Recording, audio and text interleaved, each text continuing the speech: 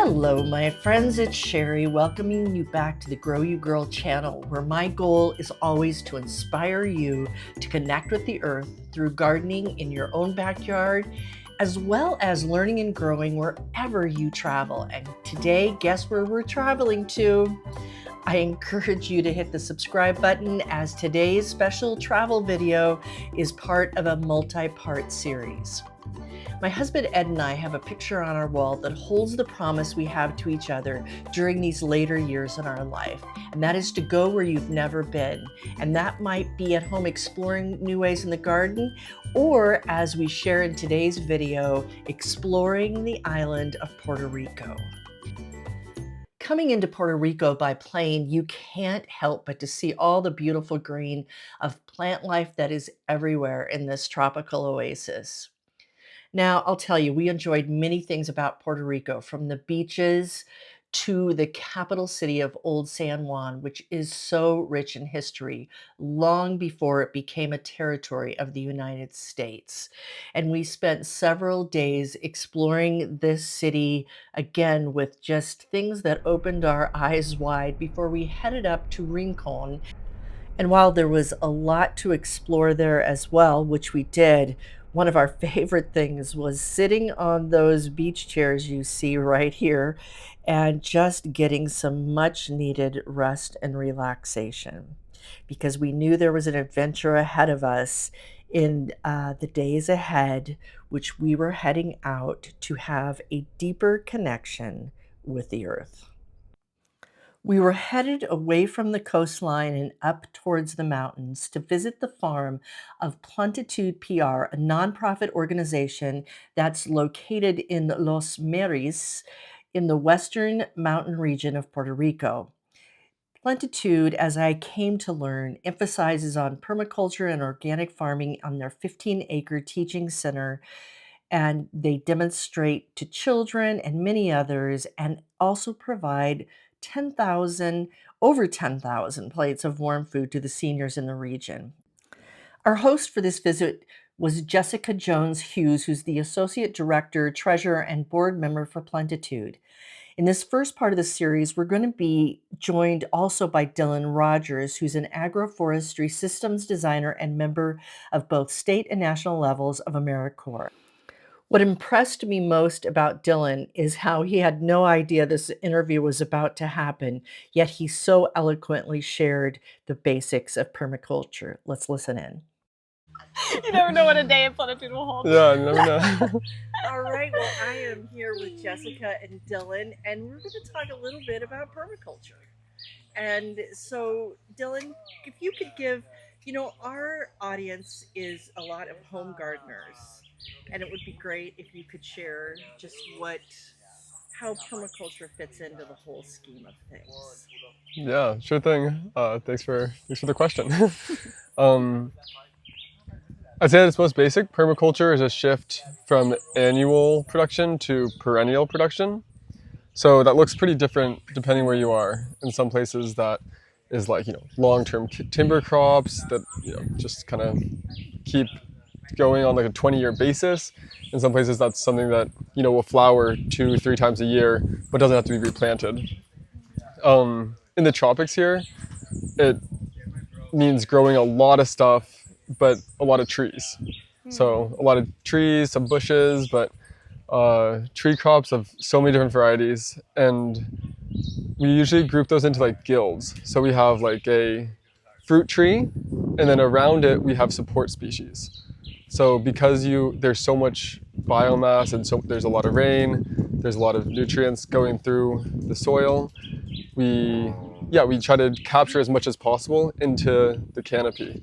And so we're taking a lot of like leguminous trees, which will fix nitrogen for fruit trees, and all the way down to like shrubs and root crops that are all grown in like one place.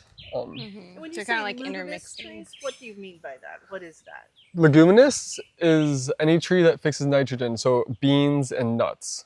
So like when you think about like a legume, like lentils is like a small legume, and then stuff like even this almond tree is a legume.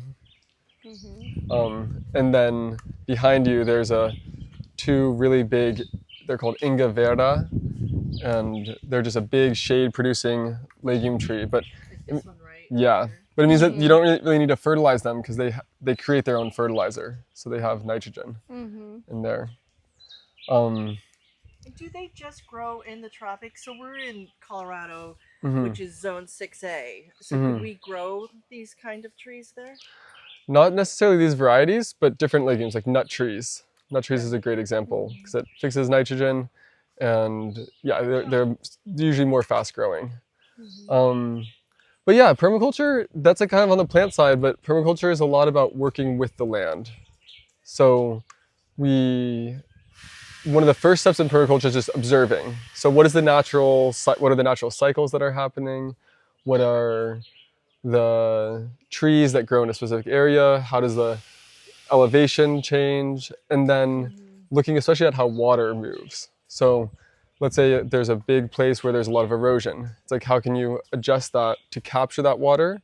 And we're trying to slow down water, trying to sink it into the ground, and trying to spread it as far as we can. So in an ideal, permaculture, you're looking at the water, you're looking at the landscape, you're looking at how the natural elements and plants are working already. And then you're trying to fit into that, creating a yield. So that at that point you want to be having fruits and different useful crops, and also stuff that, we have cows over there. So how can we feed our cows? Using like fruit trees or growing certain plants that you would feed the cows. And then the cows are giving like poop that you're using to then fertilize. So it's just really using nature as nature was intended. Yeah. And you're just kind of like having a little hand in it.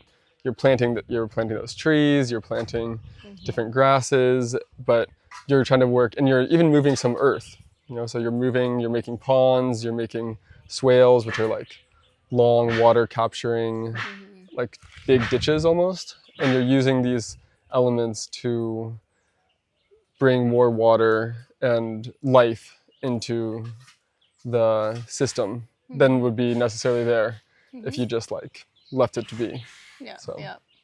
And maybe like here where there's a ton of water, you're planting everything on, like you have a swale that's kind of like a rounded earth, right? You're planting everything on top of the earth, where in Colorado it's really dry, or out west, right? You would do the opposite. You would have on top of the swale, you would still maybe create the swales, but you would plant down like where the water would flow so that they're getting like as much water as possible.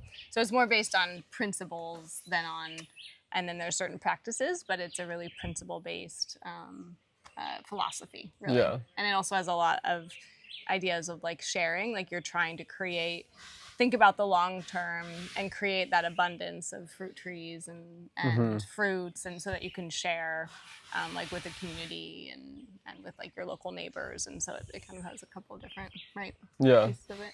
Yeah, there's one of the main philosophies is like earth care, people care, and conserving natural resources. So you're trying to, it kind of ties in that like perennial aspect of like humans are an integral part of the landscape. And so how can we care for the people while still caring for the planet and conserving for everyone, any species. So sorry, definitely not an expert, but I'm trying to learn as much as I can. We all are, right? Yeah. That's great. I thought it was very helpful. Yeah. That's awesome. Yeah. All right. But there's a lot of different definitions. So I think you ask somebody, and I learned it in the tropics, and so it's very different. Like I said, it might not be a tree that produces 3 fruits a year. It might be a timber crop that takes 30, 40 years to grow, and then you harvest it after 30 or 40 years. So it looks very different depending where you are. But there's general principles like observation, caring for the people, caring for the planet. We're promoting that like slow culture too. Like, we're used to like, you want to grow fast. Exactly. And like, it's really a mind shift, because you're like, okay, cool, I'm planting this tree, and in 30 years, it'll be like, this will be a thriving system. But we're kind of different than the way that we're programmed to think these days. So it's also kind of like an undoing of thought systems also in a certain way. But as we go through the farm, we can point out some of the different examples of some of the things Dylan. Well, Dylan, thank you so much. Yeah, thank you. Even as this tour just started, I was thinking differently about the earth and ways to look at it. I'll bring you more in the days ahead as we continue to share the tour of the farm, meeting people and all these sweet animals that make this such a special place where the people and the earth and the animals come together to provide sustainable food supplies while working in tandem with the earth, not only for food supplies today, but well into tomorrow. Join me for the next episode as we keep these principles learned today in mind. Thanks for growing with us, and we will see you next time. And in the meantime, be sure to like, comment, let us know what really resonated for you in this video, and then of course be sure to subscribe at no cost to you and be updated when we have new videos up to play.